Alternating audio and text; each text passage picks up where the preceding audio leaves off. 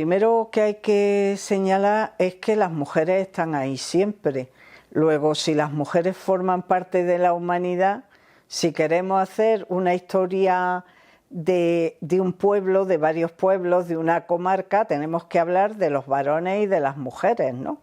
Entonces, eso en sí mismo ya justifica que hablemos de las mujeres, sobre todo porque han estado poco visibles en la mayoría de los relatos históricos, pero de unos años para acá, pues las mujeres que hacemos historia de las mujeres y de género, estamos intentando no solo visibilizar a las mujeres, sino sobre todo comprender y poner a disposición de todo el mundo qué cosas sabemos ya de toda la actividad de todo tipo que hacían las mujeres en el pasado, de trabajar, de colaborar en las actividades políticas, de cualquier cosa que se nos ocurra preguntar.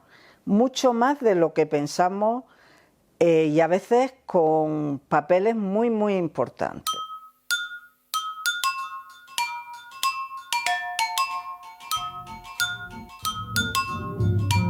La comarca de los Montes se incorporó a la Corona de Castilla en dos momentos determinados. En 1485 una parte y en 1486 la otra. En 1485 se incorporó la porción oriental de los montes, es decir, Nayor, Piñar y Montejica. Y como consecuencia de la rendición, pues a mediados entre el día y el 22 de septiembre, quiero recordar, de 1485, de las fortalezas cercanas de Cambil y Alabar. Una fortaleza cuya rendición fue difícil de conseguir. Luego la parte occidental, Illora, Moclín, Colovera y Montefrío, creo que por este orden, se rindieron en el mes de junio de 1486, después de que lo hiciera la ciudad de Loja, que fue el 29 de mayo de 1486, después de que al principio, 2 años antes, pues las tropas castellanas cosecharan un fracaso notorio. Cuando hablamos del paisaje, podemos entender que a los castellanos, o las hordas feudales, como algunos dicen, pues arrasaron con todo, ¿no? Y, hombre, los castellanos no eran tontos. Los castellanos lo que intentaron fue mantener la productividad de las tierras, ¿no? Y se dice el regadío. El regadío era una zona de secano, pero una zona de secano en época castellana y en época nazarí también. Un geógrafo francés, André Imbert, pues tiene un libro sobre la comarca y dejó patente que, en fin, que el secano ya era lo característico de esa zona, ¿no? Luego, pues bueno, por los libros de repartimiento y por los problemas, por las delimitaciones de términos municipales, podemos tener también pues indicaciones del arbolado que había, ¿no? Por ejemplo, encinares, robledales, álamos, fresnos. Por cierto, que el Ayuntamiento de Granada, en su calidad de señor de la tierra, se preocupaba mucho de que ese arbolado no desapareciera. El cortar encinas con robles o árboles estaba castigado.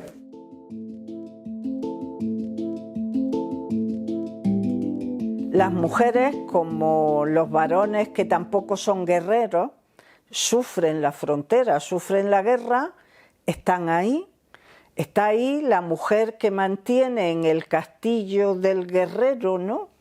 La posición, digamos, organiza y mantiene la casa, en este caso el castillo, es la castellana, pero también son todas esas mujeres que son mujeres de soldados, mujeres que sobreviven en los terrenos fronterizos, ¿no?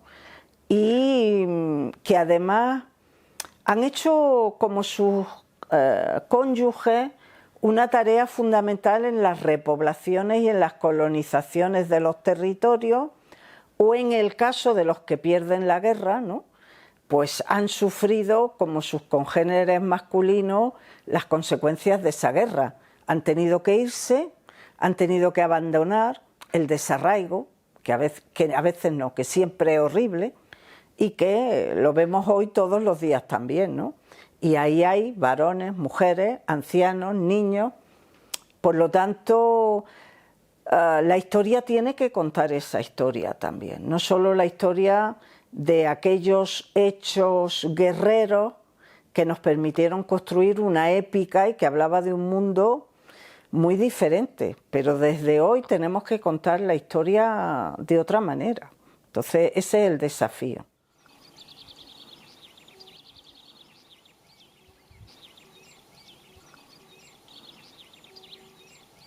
La función de granero de las siete villas,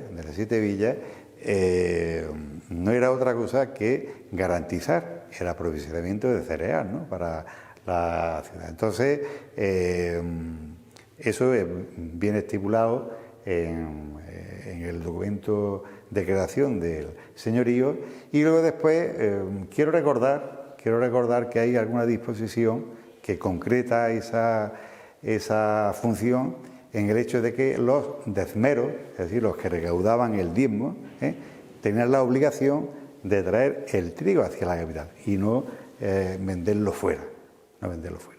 De hecho, cuando la fundación de Guadalhortuna y la segunda repoblación de Montejicas, ¿no?, a partir de 1519, se justifica también tanto por garantizar la seguridad en la zona, porque dejó de ser frontera, pero siguió siendo una importante vía de comunicación y por tanto de tráfico comercial, y también se razonó en términos de garantizar el aprovisionamiento de cereal. De ahí viene el hecho de que en el primer tercio, en el primer tercio del siglo XVI, las roturaciones se incrementaran hasta el punto de que, como decía antes, pues los 3.000 habitantes que había a finales del siglo XV, pues aumentaron hasta casi 13.000 a finales del siglo XVI, ¿no? Y ya fue cuando se fueron. Pero la función era esa, garantizar el aprovisionamiento de la ciudad.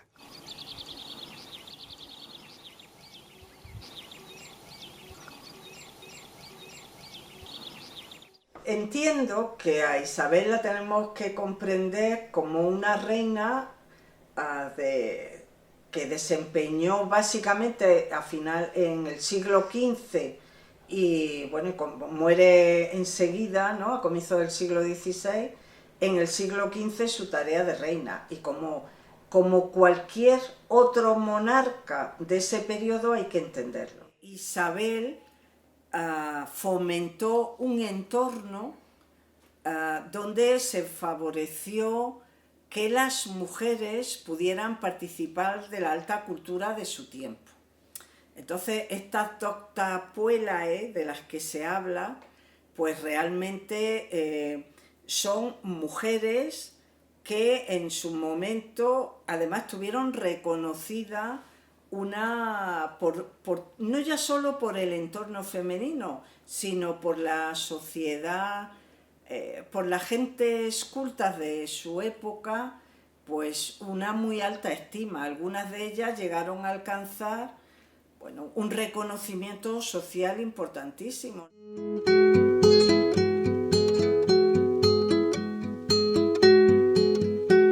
El paisaje que caracteriza la zona de las Siete Villas está definido por una topografía de media y baja montaña, unas zonas de agricultura de secano, y una de las características que la diferencia de otras zonas de Andalucía, que viene a ser el reparto de la tierra.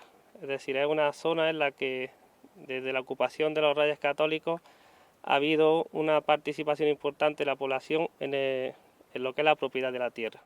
El paisaje cultural de Montefrío, perteneciente a las Siete Villas, empieza a construirse con la ocupación por parte de los Reyes Católicos de la villa de Montefrío.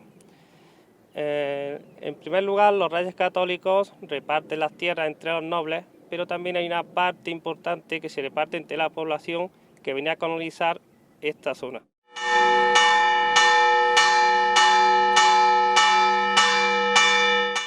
El origen del patrimonio de la artística de las Siete Villas tiene su punto de partida en la Edad Media prácticamente, cuando la ocupación del territorio por la cultura islámica pues va a necesitar la creación de una serie de infraestructuras militares, de abastecimiento, etcétera, de las cuales pues quedan algunos reductos, algunos ejemplos en la Montefrío, en el cerro donde después se construyó la iglesia de la villa, en Illora, que ahora está restaurándose el castillo, en Moclín, una fortaleza espectacular, y así por toda esta estructura del territorio.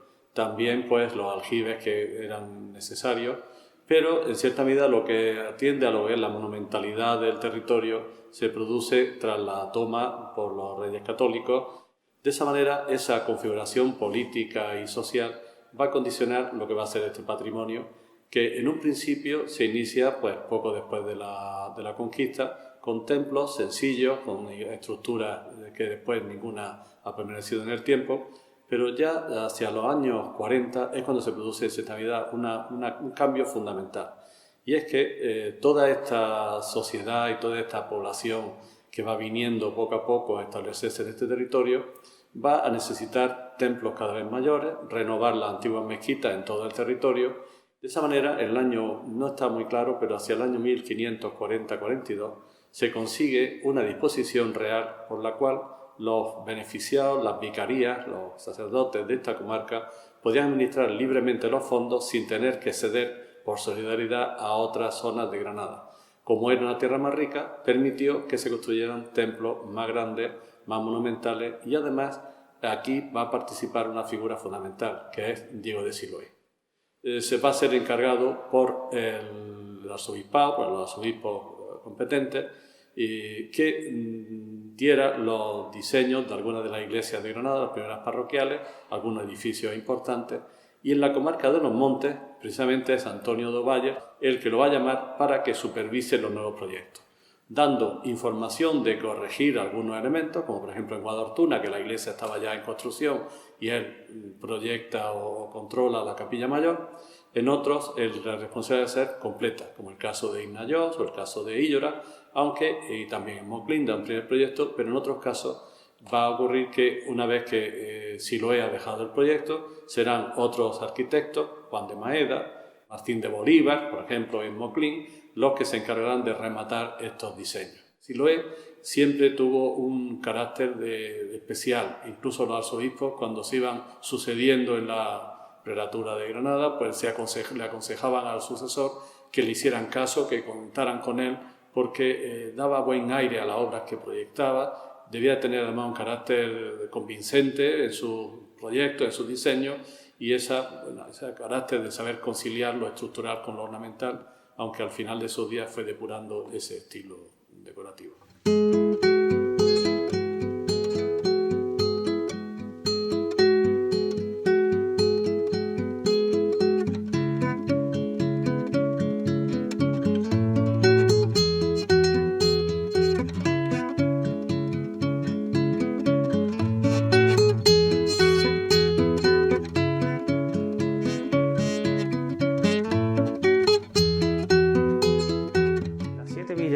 Debido a la gran superficie que había destinada al cereal y a las leguminosas, existían multitud de eras.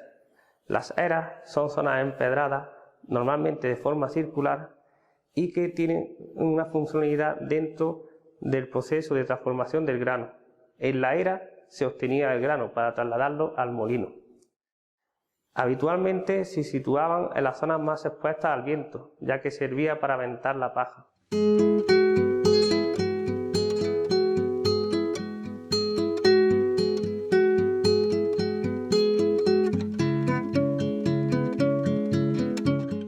El grano pasa una pila de veces por las manos, cuando ahora no es nada más una. Porque entonces pues había que traerlo, había que cegarlo, había que traerlo, había que darle todas esas huertas y había que aventarlo. Y ahora pues va a la máquina y lo trae limpio del campo.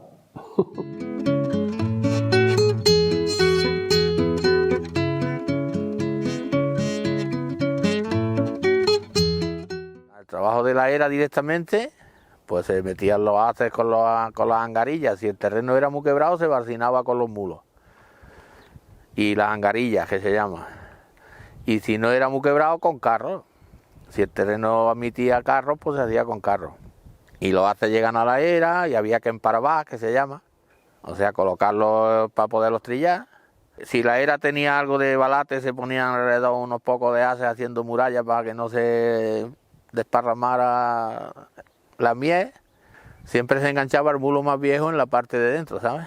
Y el mulo más nuevo en la parte de fuera, porque tenía más recorrido. Como era girando, siempre el mulo de fuera tiene que andar más que el que va por dentro. Se enganchaban con unas colleras y unos tiros a un balancín, que es donde se enganchaba el trillo. Y ya está, y a dar vueltas hasta machacar. Cuando ya estaba machacado por arriba, se paraba, se sacaba los mulos, se le daba la vuelta con la horca y se volvía a trillar hasta que estaba todo menudo. Y cuando estaba menudo, se untaba y cuando hacía aire, pues a ablentar hasta conseguir sacar el grano. Por la mañana de madrugada se empezaba segando y yo, por ejemplo, que en mi casa manejaba los mulos, pues yo estaba barcinando, llevándomelos hacia la era. Cuando el sol apretaba, que la mía estaba bien seca, se empezaba a trillar. Por las tardes, si hacía aire, que normalmente era el mejor momento de aire, se ablentaba. Y por la tarde, ya puesta de sol, se cargaba el grano en los mulos y te ibas a la casa. Descargabas, te acostabas y de madrugada volvías otra vez para la era.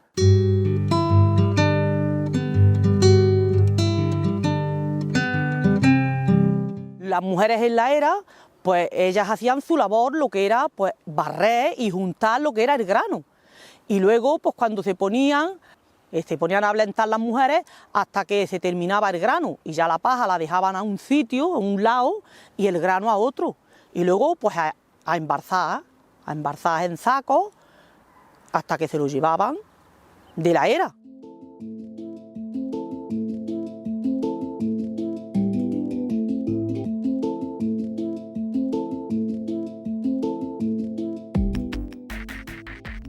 El trabajo de las mujeres era la arranca de lentejas, era poco el campo, lo que hacían en el campo, pero que la arranca de lentejas y ya las mujeres algunas iban.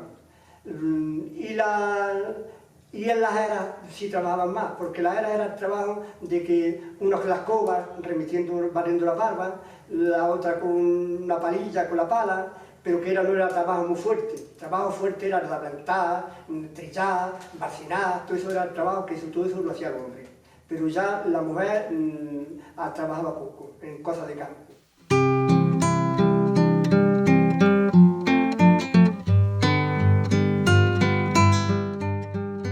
Empecé a trabajar en un cortijo, haciéndole de comer a los segadores. Y entonces no había maquinaria. Y ese fue mi primer trabajo. Unos días migas, por la mañana hacía para 20 personas. Otros días patatas fritas, con morcilla, chorizo. Eso por la mañana, era la comida. Y luego al mediodía, cocido, puchero como le dicen. Y por las noches, gazpacho, que era lo que comían los que estaban en la era y tú sacando la barba de trigo, de cebada, de lo que sea. Gazpacho y queso detrás y ya está. Esa era la comida, todos los días. Era la misma comida todos los días.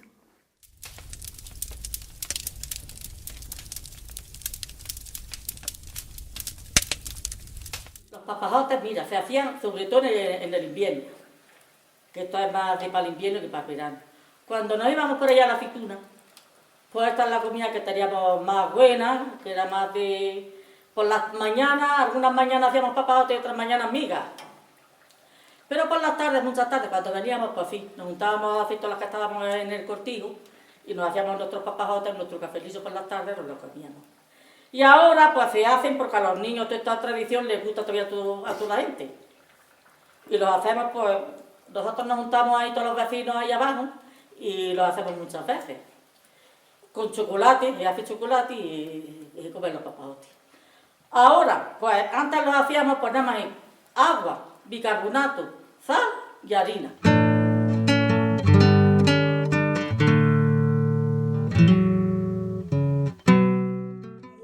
Hacíamos eso, los días de carnaval, que nos juntaban en una laera, echaban rondones, se hacían también bodas, daban los pedimentos. Los pedimentos, pues se ponían la gente en la era y allí para brindar, como brindaban los pedimentos cuando pedían la novia.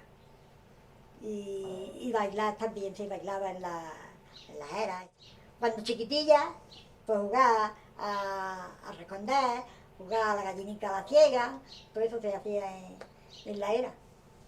Y estaba acechando a ver que cuando bajaban al Pilar por agua o al Mandao, a esto, para hablar con ella y eso. Y luego en el día de San Antonio, había otro juego que decían que jugaban al cántaro y el cántaro y se tiraban el cántaro uno al otro. San Antonio para mí que era así. Y en fin, que lo pasábamos muy bien, por las noches íbamos a otro cuartillo, cuando había baile.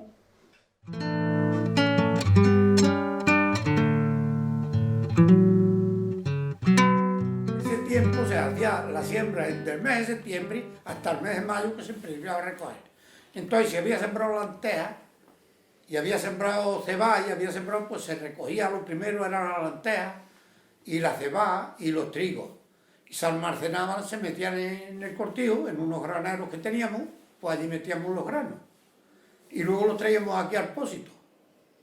Aquí al pósito traíamos el trigo de la renta y ahí metíamos todo el trigo que cogíamos y guardábamos en el granero 100 fanegas o 200 para el servicio de uno, para gastar lo que uno, porque entonces cuando veníamos a por pan no valían los dineros, no había dinero, había que traer trigo. No usaban el pan sin trigo, había que traer kilos de trigo. Y traía 44 kilos de trigo y 44, que era una fanega, 44 kilos, traía 88 kilos y te daban 88 panes a kilo. Aquellos panes redondos, grandes, que había.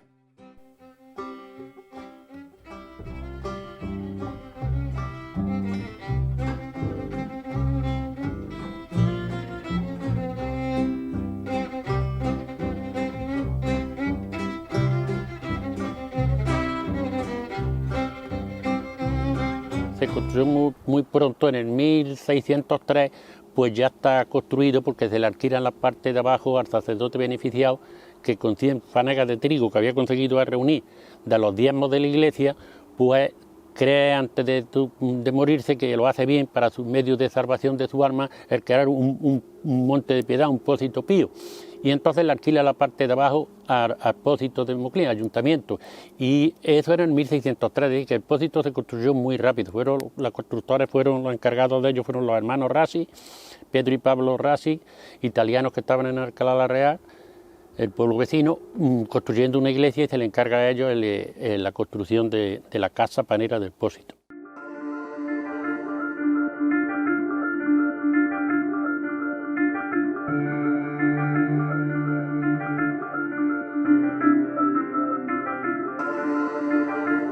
Yo que no me quiero acordar de aquellos tiempos, es que no me quiero acordar porque aquello era como para morir. El golpe de Estado de 1936, del 18 de julio de 1936, partió en dos a la provincia de Granada, pero en un principio el golpe solo va a triunfar en la ciudad de Granada y de hecho comienza el 20 de julio, un par de días más tarde en lugar del 18, y el resto de la provincia pues queda en manos republicanas. Todas estas localidades, como Montefrío y Illora, empezaron a ser tomadas sobre todo a partir de agosto y especialmente septiembre de 1936. Y bueno, la fórmula era siempre bastante similar.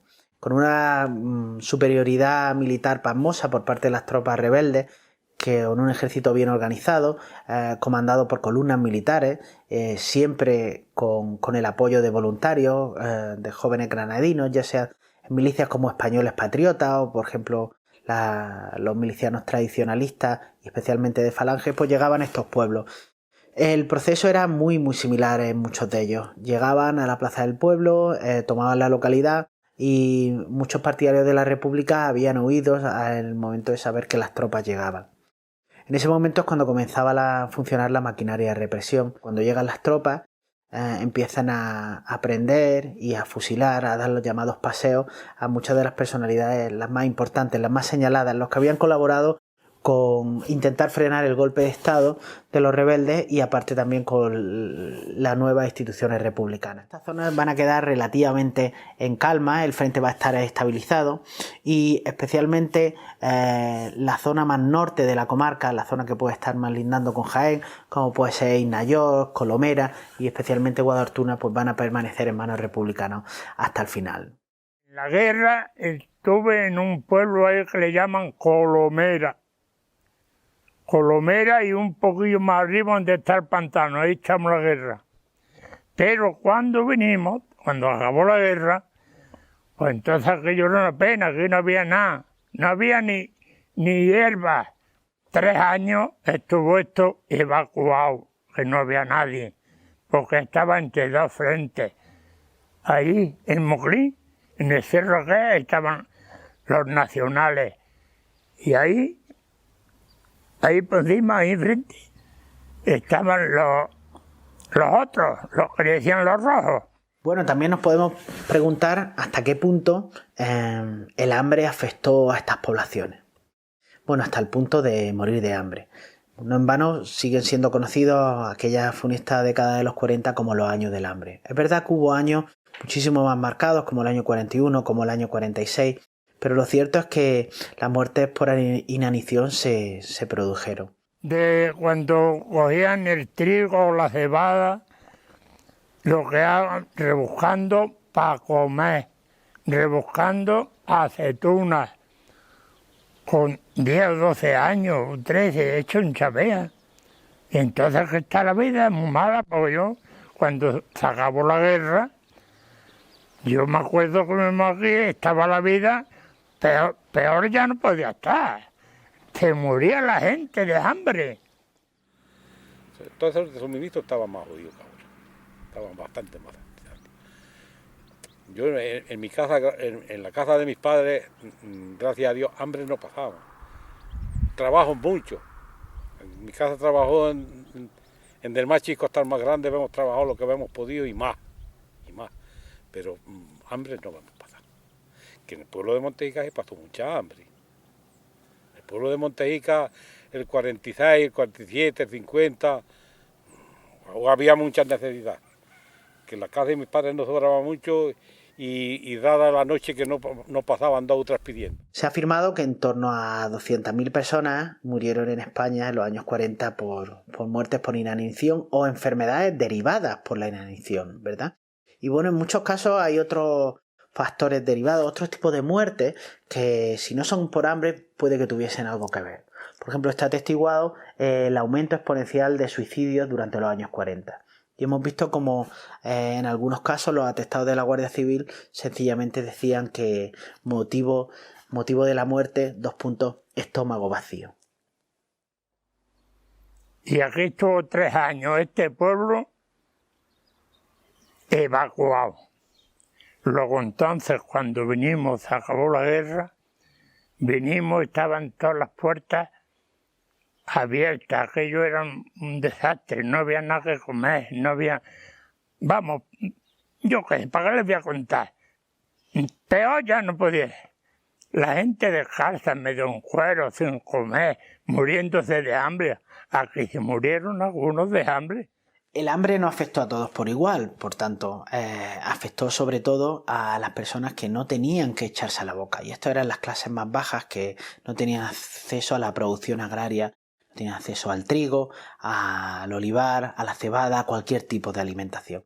Entonces, ¿cuál era la solución? ¿Cuál era la vía de alimentación de la población entonces?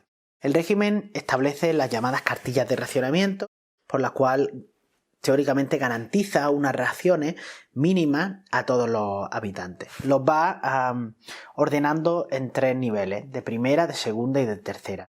Cuando uno estaba dentro del nivel de primera recibía menos ración, segunda recibía algo más y tercera eran los que más recibían, en función del poder adquisitivo.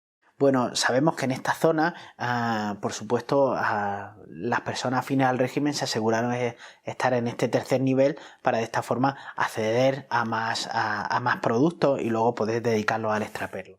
Y ahora, menos mal que la vejez no va a ser muy mala del todo, pero que lo hemos pasado, no mi familia, sino todo el pueblo. Todo el pueblo, y yo creo que los demás pueblos igual. Entonces, ¿quién vivían los nacionales? Los nacionales eran los que vivían, los que tenían unas pocas de tierras, y eran los que vivían, los que no. Vivíamos, pero mal vivíamos. Una España dividida entre los que comían bien y los que o no comían o comían mal.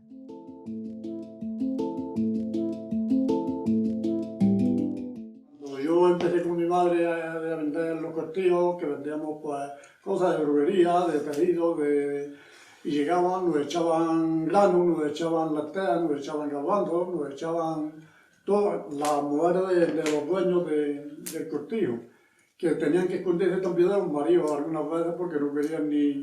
porque eso se dio al caso a nosotros una vez, que vino el dueño del cortijo detrás de nosotros hasta mi casa a decir que me había echado la mujer el grano y eso, que dice, a mí no me ha echado ningún grano, pero tú las camisas que te pones y los pantalones y tonteos, ¿dónde los tienes que sacar tu mujer? Los tendrás que sacar del grano que me echa a mí, pero que quería que te llevara el grano. Los pobres, pues matábamos un cochinillo, los jamones los traíamos aquí al pueblo y los cambiábamos por tocino. Se juntaban mucha gente para matar el cochino, 1, 2, lo que matara, según donde fuera. Si era en una casa pobre sería un cochino chico. Si era en una casa de ricos, mataban 3, 4 cochinos y había que matarlos, pelarlos, abrirlos y se hacía la morcilla. Y luego cuando se acababa a bañar la morcilla, pues eso, me echaba un rato de decir tontas. Yo he trabajado toda mi vida en el campo y he estado sirviendo en los cortijos. Estuve en un cortijo que le hice la exacta 2 años y medio, pero de noche y de día allí. Y luego me fui a Cauro, a otro cortijo ahí por las ollas, de Colomiera. Y estuve otros 2 o 3 años allí también trabajando con 3 o 4 niños que había 5, trabajando con los niños y haciendo las cosas de la casa.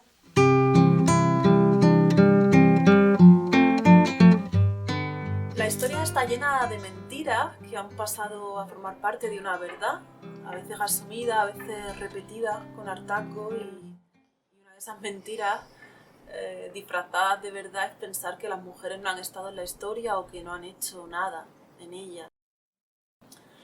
De esto el feminismo ha hablado mucho y lleva más de 60 años mostrando, desvelando, ¿no? esa verdad tan falsa. Luego existe la posibilidad de acercarnos a la historia desde otros sitios y de darnos cuenta de que la historia se convierte en algo vivo, en algo viviente, cuando son las propias mujeres las que la cuentan, las que la cantan y las que traen su experiencia femenina. Pienso que cuando son las mujeres las portadoras de su propia verdad, de su historia personal, la historia se hace un lugar más grande, más habitable. Yo he tenido esta experiencia recorriendo los pueblos de la provincia y, en concreto, he tenido la suerte de impartir clases en algunas de las escuelas de adultas, y en estas escuelas, como sucede en tantas otras de toda la provincia de Granada, hay más mujeres que hombres, más maestras que maestros, y pienso que son espacios que interesan y que no podemos minusvalorar, porque esos espacios que son femeninos han venido a suplantar, a rellenar el hueco que han dejado otros espacios femeninos fundamentales. En el lavadero te vi de lavar y me pareciste serena del mar, serena del mar, serena del mar. En el lavadero te vi de lavar.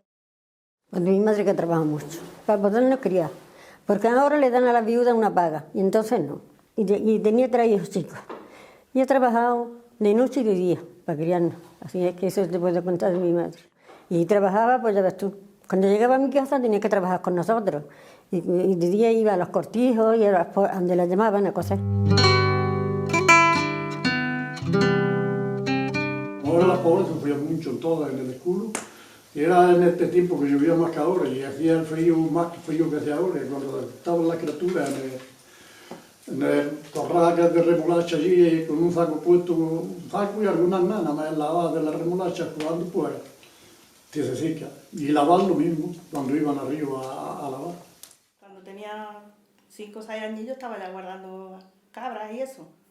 Guardábamos las cabras, luego ya más grandecilla me cogía un velo y lo bordaba. Me iba con ella y de momento bordaba velo también para no perder el tiempo. Es que antes éramos muy aprovechados.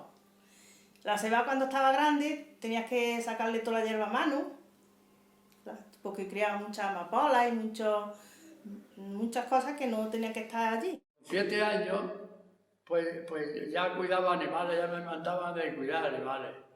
Que era 6 cochinos, una cabra y 20 pavos. Unos animales distintos a los de otros, que era trabajoso, pero los pavos se dormían y decían que ponía el sol.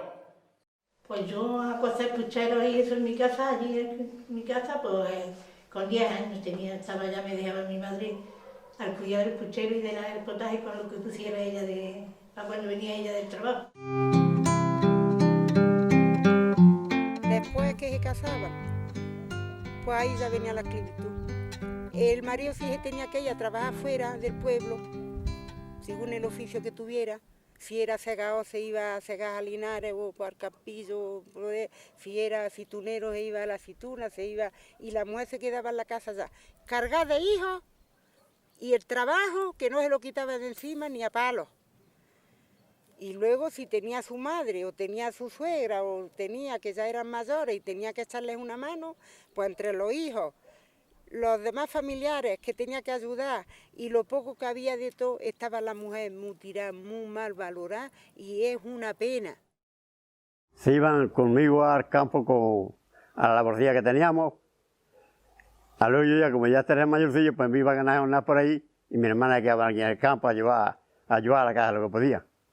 Y mi madre, pues, le ama cada para hacemos de comer y a trabajar también con nosotros al campo.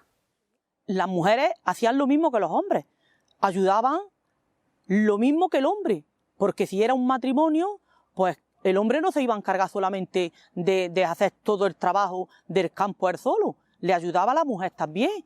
Aparte de que tenía sus niños y tenía su casa, esa mujer también trabajaba, aún más que las que estamos hoy en día. Yo creo que el papel de la mujer en los años 40 no ha sido suficientemente reconocido. Y estoy hablando sobre todo de la mujer republicana. La mujer republicana, porque en muchos casos muchas de ellas eran viudas porque habían perdido a su marido en la guerra, o en otros casos lo habían perdido en la propia cárcel. Es decir, había estado internado en prisión y en las condiciones funestas que tenían que soportar, pues habían perdido la vida, ¿no? Pues bien, todas estas mujeres, durante los años 40, en una situación completamente trágica, tremenda, de represión física, moral y socioeconómica, pues hicieron frente a la situación, intentaron sacar a su familia adelante.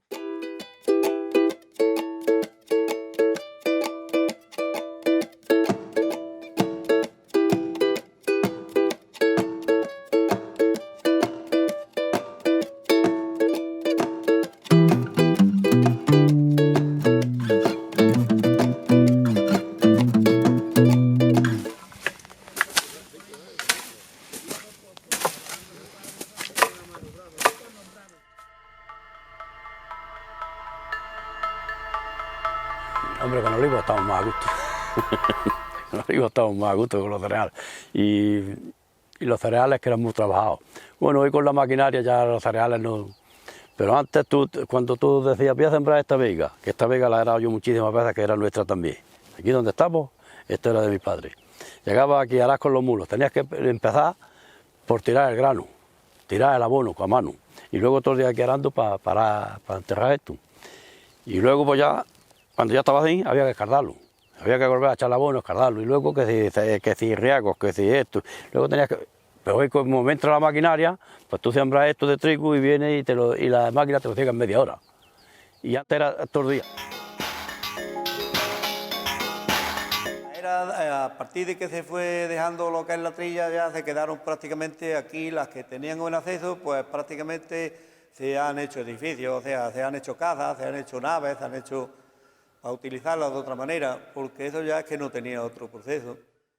La era, se llegaron sobre el 70, 70 y poco, se empezaron a perder, porque ya se sembraba justamente lo que cogía la cosechadora.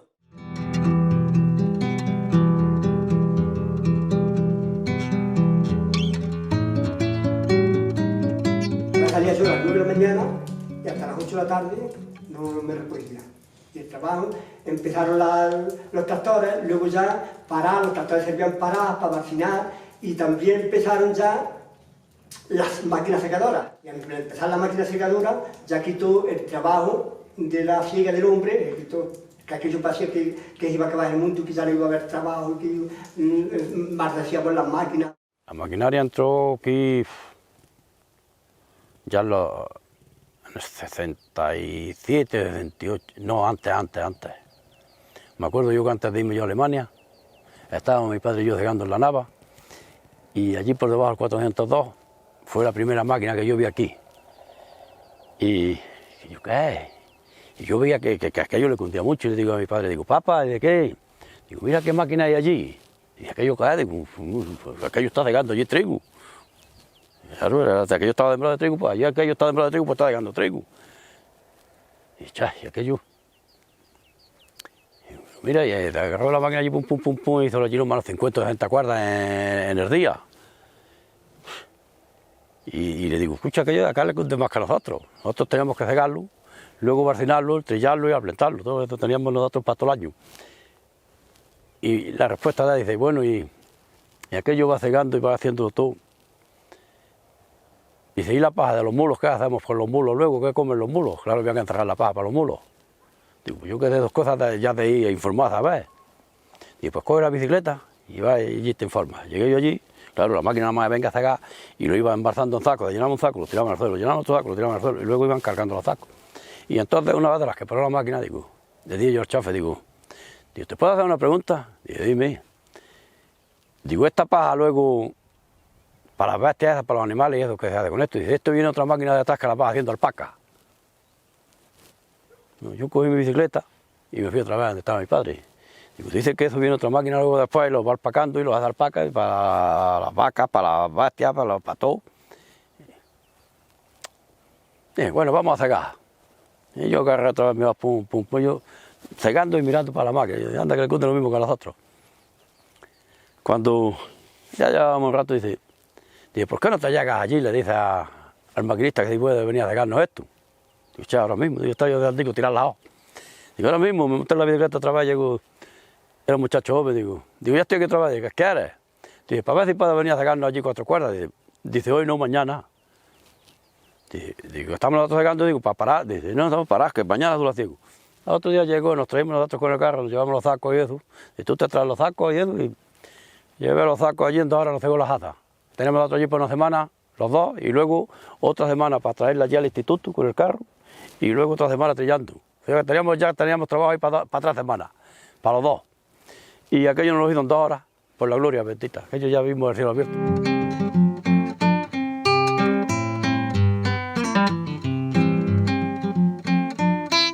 Como antes lo más barato era, comprabas 1 kilo de habas, las echabas en agua y ponían gordas y llenaba la olla.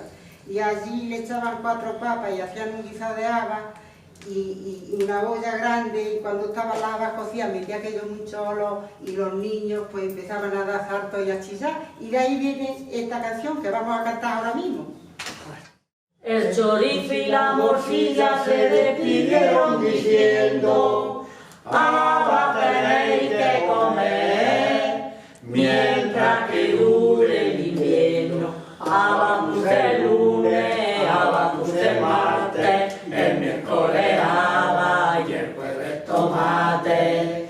El lunes puse habichuela por ver si me convenían, viendo que no me convino. Haba puse al otro día, haba puse el lunes, haba puse el martes y el miércoles haba y el jueves tomate. En la casa de Posato se sentía una algarabía y era Posato diciendo, ya están las habas cocidas, habas puse el lunes, habas puse el martes, el miércoles habas y el jueves tomate. El viernes puse habichuelas por ver si me convenía, viendo que no me convino, habas puse al otro día, habas puse el lunes, habas puse el martes, el miércoles habas y el jueves tomate.